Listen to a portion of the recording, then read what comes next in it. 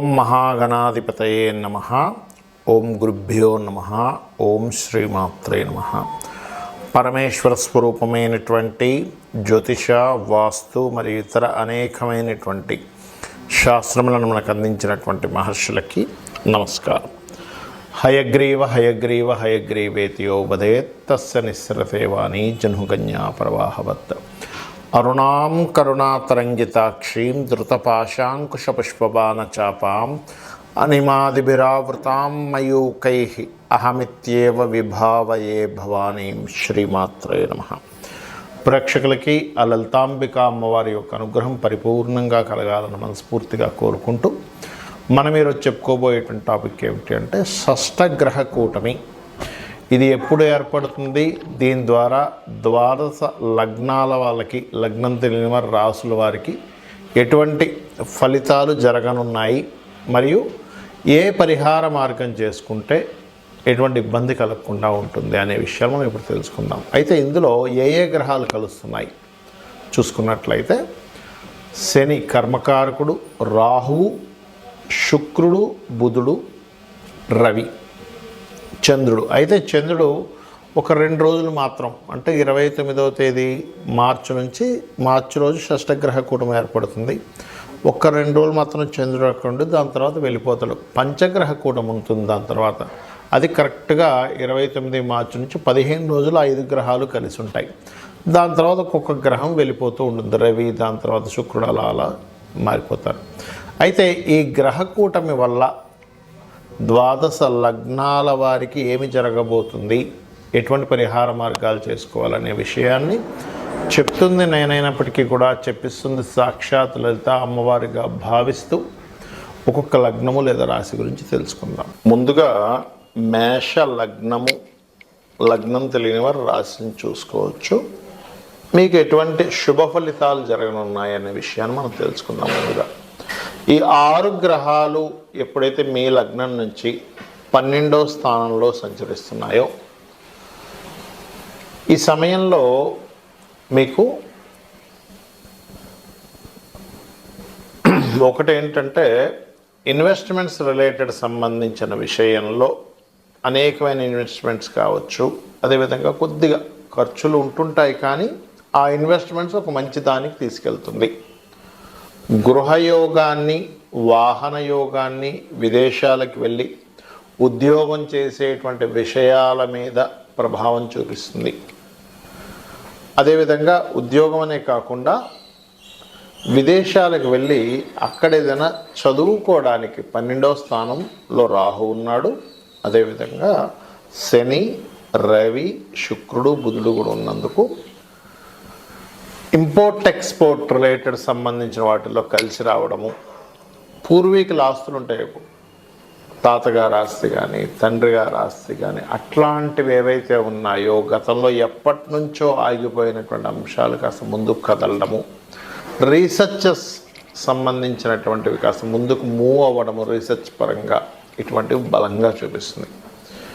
మరి ఏ విషయాల పట్ల మీరు చాలా జాగ్రత్తగా ఉండాలి మేషలగ్నం వారు. అదేవిధంగా మేషలగ్నంలో మేష రాశి చూసుకుంటున్నాం, లగ్నం లేదు, అశ్విని, భరణి, కృతిక వారు కూడా, కృతిక 1వ పాదం కూడా ఉంటుంది కాబట్టి చూసుకుంటే ముఖ్యంగా ఎవరికి మనీ ఇచ్చేటప్పుడు చాలా జాగ్రత్తగా ఉండండి. ఫైనాన్స్ మ్యాటర్స్ విషయంలో మీరు చేస్తున్నటువంటి జాబ్లో ఎవరో పరిచయమే మీకు ఫలానా దాంట్లో మీరు బిజినెస్ స్టార్ట్ చేయండి, మనం కలిసి స్టార్ట్ చేస్తే అద్భుతంగా ఉంటుందని ఎవరైనా మీకు కనుక చెప్తే అటువంటి విషయాల పట్ల చాలా జాగ్రత్తగా ఉండండి. ఈ షష్టగ్రహ కూటమి ఈ 15 రోజులు కూడా పార్ట్నర్షిప్ జోలికి అసలు వెళ్ళకండి దయచేసి. మరొకటి, వివాహ నిర్ణయాలు, జీవిత భాగస్వామిని ఎంపిక చేసుకునేటువంటి అంశాల్లో చాలా జాగ్రత్తగా ఉండండి. రాజకీయ నాయకులు ఒక ప్లానింగ్ పరంగా వెళ్తూ ఉంటారు.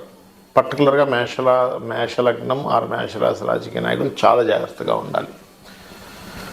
మరి ఈ ప్రభావం తగ్గాలి అంటే ఏం చేయాలి చూసుకున్నట్లయితే లక్ష్మీ నరసింహస్వామి యొక్క ఆరాధన మేషం వారు, సూర్య భగవానుని యొక్క ఆరాధన, మీకు దగ్గరలో ఏదైనా మన గణపతి ఆలయం కానీ ఆంజనేయ స్వామి ఆలయం కానీ కాలభైరవుడు లేదా కాళీ ఆలయాలకు కానీ వెళ్తూ ఉన్నట్లయితే ఎక్కడా కూడా మీకు ఫైనాన్స్ ఇబ్బంది కానివ్వండి, వివాహ జీవిత సంబంధించినటువంటి విషయాల్లో ఎంపిక చేసుకునే విషయంలో ఇబ్బందులు కానివ్వండి, కెరియర్ పరమైనటువంటి ఇబ్బంది కానివ్వండి రాకుండా ఈ యొక్క గ్రహస్థితికి అధిష్టాన దేవతలు ఉంటారు. ఒక్కొక్క లగ్నానికి ఒక్కొక్క గ్రహానికి అధిష్టాన దేవతలు ఉంటారు. ఈ గ్రహాలకు సంబంధించి చేయడం ద్వారా మీకు అద్భుతంగా ఉంటుంది. మరియు బెల్లము, పిడికెడు బెల్లం తీసుకొని మీకు దగ్గరలో గోశాల ఉన్నట్లయితే గోవులకు తినిపించండి, ఖచ్చితంగా బాగుంటుంది. మరి మాకు కొంతమందికి వాళ్ళకి లగ్నం తెలియదు, నక్షత్రము రాశి తెలియదు, వాళ్ళు ఏం చేసుకోవాలో కూడా చెప్తాను. షష్టగ్రహ కూటమి జరిగినటువంటి ఆ 15 రోజులు, అందులో ఒక గ్రహం పక్కకు పోగా 15 రోజులు పంచగ్రహ కూటమి ఉంటుంది.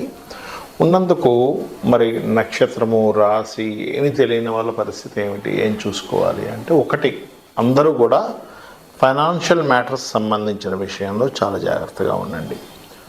ఉద్యోగ సంబంధించిన వాటి మీద ప్రభావం చూపిస్తూ ఉంటుంది. ఎందుకంటే శని భగవానుడు వెళ్ళి రాహుతోని రవితోని అనేక గ్రహాలతో కలిసి ఉన్నాడు. అనేక అవకాశాలు కూడా వస్తాయి, రావని కాదు, కానీ తొందరపాటు నిర్ణయాలు తీసుకోకండి. అదేవిధంగా సంతాన సంబంధించిన విషయాలు, వివాహ సంబంధించిన విషయాల మీద దీని ప్రభావం ఉంటుంది. అంటే జన్మజాతకం ఉన్నా లేకపోయినా దీని ప్రభావం వీటి మీద ఎక్కువగా ఉంటూ ఉంటుంది. మరి ఇది కాలం మీద ఎటువంటి ప్రభావం చూపిస్తుంది? సర్వసాధారణంగా ఆ సమయంలో గ్రహణాలు కూడా ఉన్నాయంటున్నారు. మార్చి 14, మార్చి 29. అయితే మన ఇండియాలో గ్రహణం లేదు కాబట్టి మన ఇండియా మీద పెద్ద ఎఫెక్ట్ ఏమీ ఉండదు. మార్చి 29 తర్వాత మనకి అక్కడి నుంచి మనకి సంవత్సరం కూడా, తెలుగు సంవత్సరం కూడా మారబోతుంది. ఎప్పుడైతే విశ్వవసు నామ సంవత్సరం వస్తుందో క్రోధినామ సంవత్సరం సంబంధించినటువంటి ప్రభావం కూడా తగ్గుతుంది. కాకపోతే విదేశీ సంబంధించిన విషయాల్లో అనేకమైనటువంటి దేశాలకి కొద్దిగా ఆర్థిక మాన్యము అంటూ ఉంటారు. ఈ ఆర్థిక మాన్య ప్రభావం విదేశాల మీద ఎక్కువ పడుతూ ఉంటుంది. మన దేశంలో పడదా అంటే చిన్నపాటి చూపిస్తుంది. కాకపోతే ఇప్పుడు ఉన్నటువంటి గ్రహస్థితిని, రాబోయేటువంటి గ్రహస్థితిని కనుక చూసుకున్నట్లయితే అది జలరాశుల్లో అవుతుంది. కాబట్టి కొంచెం జల ప్రదేశాల్లో ఉండేవారు, విదేశాల్లో ఉండేవారు కొంత జల సంబంధించినటువంటి ప్రభావం ఎక్కువగా ఉంటుంది. అంటే ఆకస్మికంగా జల సంబంధంగా వస్తుంటుంది చూసారు, వర్షాలు పడడం, తుఫాన్లను, సముద్రాలు పొంగడం, ఇట్లాంటి ప్రభావం జలరాశుల్లో షష్టగ్రహ కూటమి జరుగుతున్నందుకు దాని మీద ప్రభావం చూపిస్తుంది. ఇది ముఖ్యంగా గుర్తుపెట్టుకోండి. అయితే ఈ షష్టగ్రహ కూటమి తర్వాత కొంచెము భూమికి సంబంధించినటువంటి విషయాలలో చూసుకున్నట్లయితే కొంత పాజిటివ్ ఫలితాలు కూడా వస్తాయి మనకి. ఇండియా మన ఈ ప్రాంతాల్లో చూసుకున్నట్లయితే అంటే విశ్వవసునామ సంవత్సరం నుంచి ల్యాండ్ రిలేటెడ్ సంబంధించినవి కొంచెం స్లోగా మూమెంట్ వస్తుంది. ఇప్పుడు మనకి చూడండి, హైదరాబాద్లో ఎక్కడ భూములు అక్కడ స్ట్రక్ అయిపోయినట్టుగా ఉన్నాయి అని అనుకుంటున్నాను చూసారు. ఇది ఇంకొక 4-5 ఏళ్ళ వరకు పెద్దగా మారే పరిస్థితి లేదు అని చాలామంది వాపోతున్నారు. కాకపోతే ఎప్పుడైతే విశ్వవసునామ సంవత్సరం కనెక్ట్ అయ్యి కేతువు ఎప్పుడైతే మనకి సింహరాశిలోకి ఎంటర్ అవుతాడో అక్కడి నుంచి భూతత్వ రాశుల నుంచి కేతువు సింహరాశిలోకి ఎప్పుడైతే ఎంటర్ అయ్యాడో అదొక మంచి ఫలితం ఇస్తుంది. మరియు దీంతోపాటు రవి సూర్య భగవానుడు మీనరాశిలోనే ఉంటున్నాడు. ఎప్పుడైతే మీనరాశిలో అనేక గ్రహాలతో కలిసి ఉంటున్నాడో ఇది కూడా ఇచ్చే రిజల్ట్ ఏమిటి అంటే లా అండ్ ఆర్డర్ మీద గవర్నమెంట్ తీసుకునేటువంటి నిర్ణయాలు విశ్వవసునామ సంవత్సరంలో, అదేవిధంగా అనేకమైనటువంటి విషయాల్ని లా అంటే మన లాలో ఉన్నటువంటి అనేకమైన విషయాలు ప్రక్షాళన జరగడం, ఒక నిర్దిష్టమైనటువంటి కొన్ని రూల్స్ ప్రవేశపెట్టడం, గవర్నమెంట్ కొన్ని స్ట్రిక్ట్ రూల్స్ ప్రవేశపెట్టడం కూడా జరుగుతుంది. ఇక్కడ నాకు నక్షత్రము, గ్రహము అంటే ఏమీ తెలియదండి, నేనేం చేసుకోవాలి రెమెడీ అని చెప్పి అనుకునేటువంటి వారికి ఒకటే, మనకి గ్రహణాలు వచ్చినప్పుడు అంటే 14 మార్చి ఒకటి వస్తుంది, 29 మార్చి ఒకటి వస్తుంది. ఆ సమయంలో ఈ షష్టగ్రహ కూటమి ఉన్నప్పుడు ఉండే గ్రహణానికి కూడా చాలా పవర్ ఉంటుంది. కాబట్టి మీరు ఏ దేవతామూర్తిని ఆరాధన చేసుకున్నా ఆ దేవత యొక్క నామాన్ని గ్రహణ సమయంలో తలుచుకోండి, షష్టగ్రహ కూటమి ఉన్నప్పుడు. అదేవిధంగా మరొకటి ఏంటంటే లలితా సహస్రనామాలు నిత్యము లలిత చేసుకుంటూ ప్రాణాయామంతో కనుక లలిత అంటే ఓం శ్రీమాత శ్రీ మహారాజ్ని శ్రీమత్ సింహాసనేశ్వరి మళ్ళీ మూసేసి చిదగ్నిగుండ సంభుతాల చేసినట్లయితే మీ గ్రహస్థితి ఎలాగున్నా కూడా 100% అమ్మవారి అనుగ్రహంతో మీరు అప్పుల బాధల నుంచి, ఫైనాన్షియల్ క్రైసిస్ నుంచి, ఏ పనులు జరగకుండా ఆగిపోతున్నాయి అనుకోండి, ఆ పనులన్నీ ముందుకు కదలడం ఇవన్నీ కూడా జరుగుతాయి అమ్మవారి అనుగ్రహంతో. శ్రీమాత్రే నమః.